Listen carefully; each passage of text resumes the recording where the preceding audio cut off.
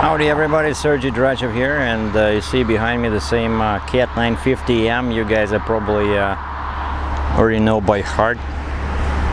And what happened is that I took a couple of transformers from Ontario to another town in Ontario, just like I did this load a couple of weeks ago, and then went empty back to US.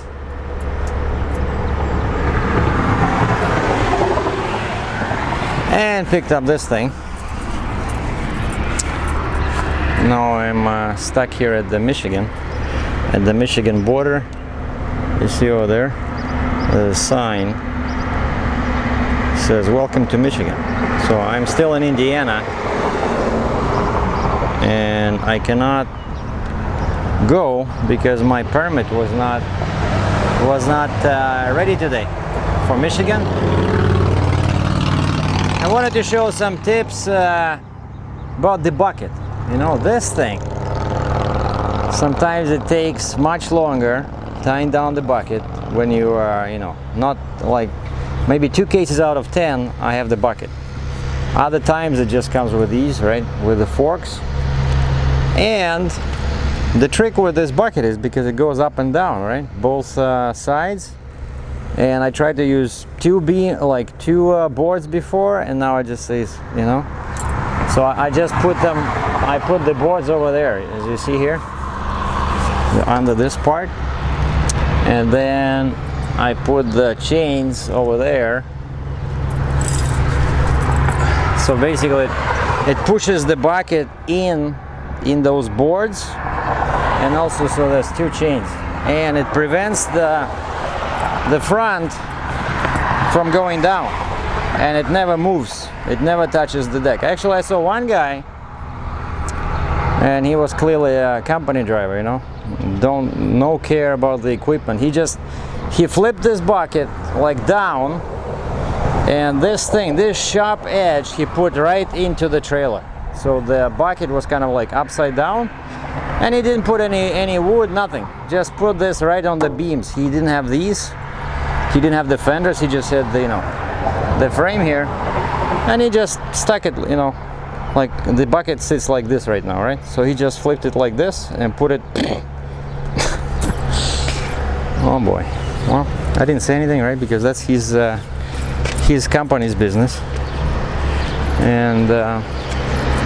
And then of course you have to put flags here on, because this is wider than the tires. Normally they want flags on all tires, but because this is wider, who cares, right?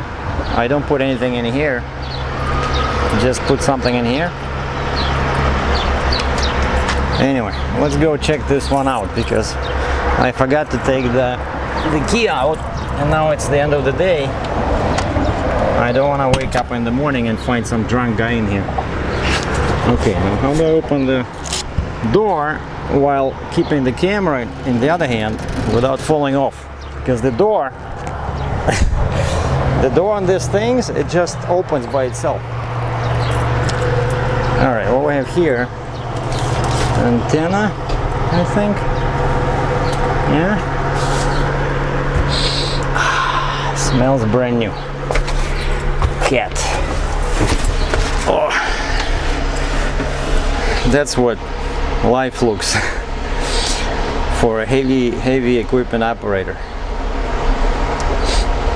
By the way, the price today is, I lucked out with the diesel price. Check this out, $251, and this is Indiana, so I'm always confused about the sales tax here, you know.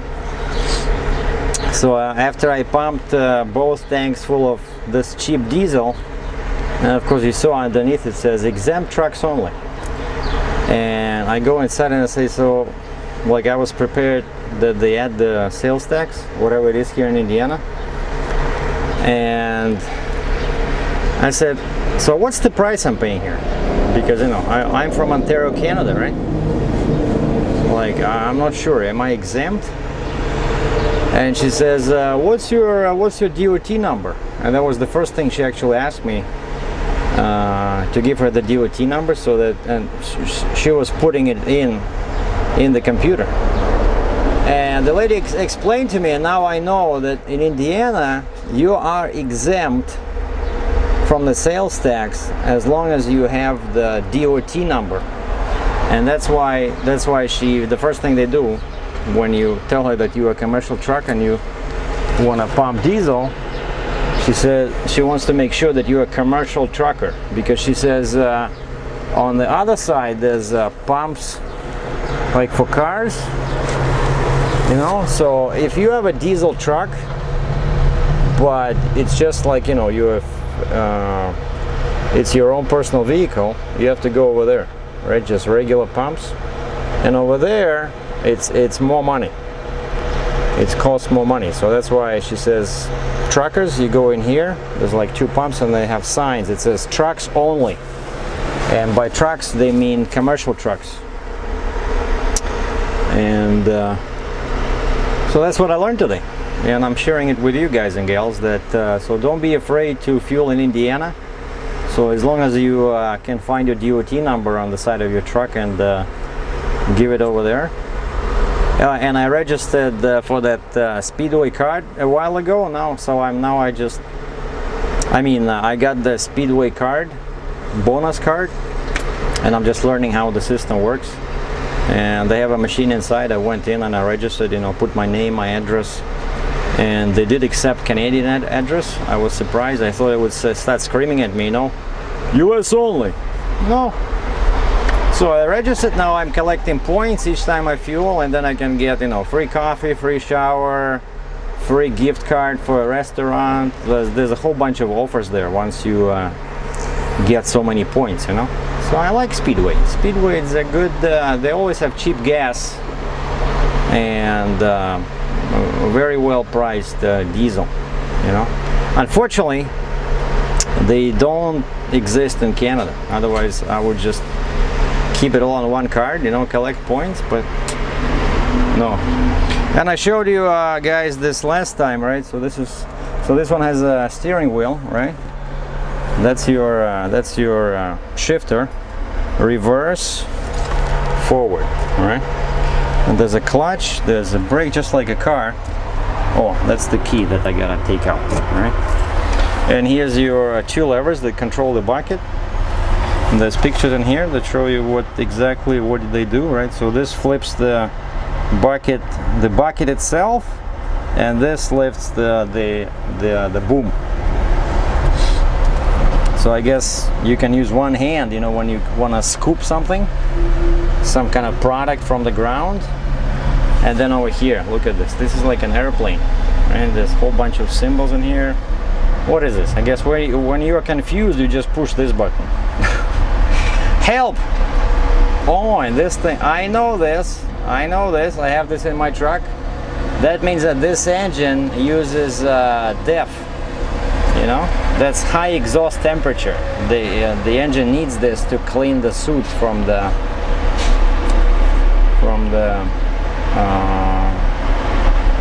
engine. And of course you got your radio, you got your all windows can be opened. That's your parking brake, emergency. I think there's some kind of a stop in here. You can probably prevent the bucket from moving or something. Yeah, I'm not a specialist, you know. And there's a lock. What is this? Forward, reverse. I'm not sure what this is. And then of course, you know, if you're a smoker, right, you can put it in there. So that's what it is. So, oh, another 12 volts in here. What do we have here? I guess that's where the you know, the thing goes in. Fire extinguisher. That's where you put your cowboy hat. See? Manuals, whole bunch of manuals. What is this for, I wonder? Oh, that's where that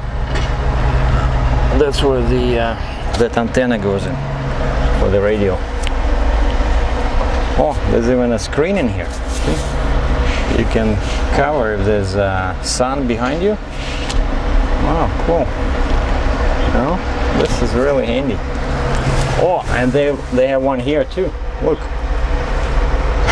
you can close the entire window. So you know, like you park for a lunch break, and you just close it like this, and you can use it as a little, you know, home away from home. So if the boss sees that you have the thing on the windshield, okay, he knows that you're having a breakdown, mental breakdown. Anyway, okay, we got the key, we got everything. So now let's get out of here before someone asks me for an autograph.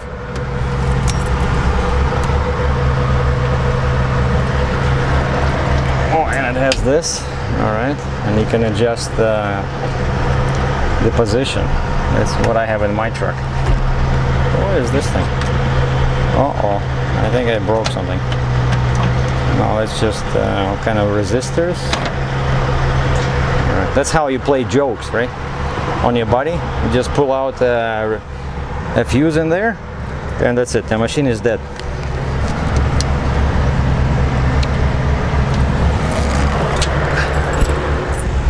Yeah, and there used to be some parking in here. Like the lady told me over there.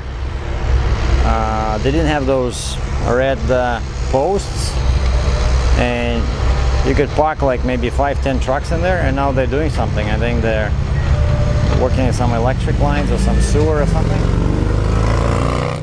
So there's no parking. But over here you have this big sign and these concrete things. So perfect. I managed to squeeze in. I asked them, of course, always a good idea to ask the gas station or truck stop personnel if they're okay with you parking like this, and they say, oh yeah, you're fine. So I wiggled as close as possible to the grass here. Of course, the only thing that I don't like is that there's this highway here, so I don't know how much traffic will be during the night, but I know this can be really annoying, when you try to sleep, but we'll see. So what happens? Oh, and after I complete this, after I deliver this machine, guess what? I'm going back to the same place that makes those transformers. Basically, I repeat exactly the same circle. Pick up transformers, go to a place near Sarnia, Ontario, then go empty to Illinois, pick up another 950 M, bring it back. So this week I'm like a bus, That's me, a bus driver. Thanks for watching.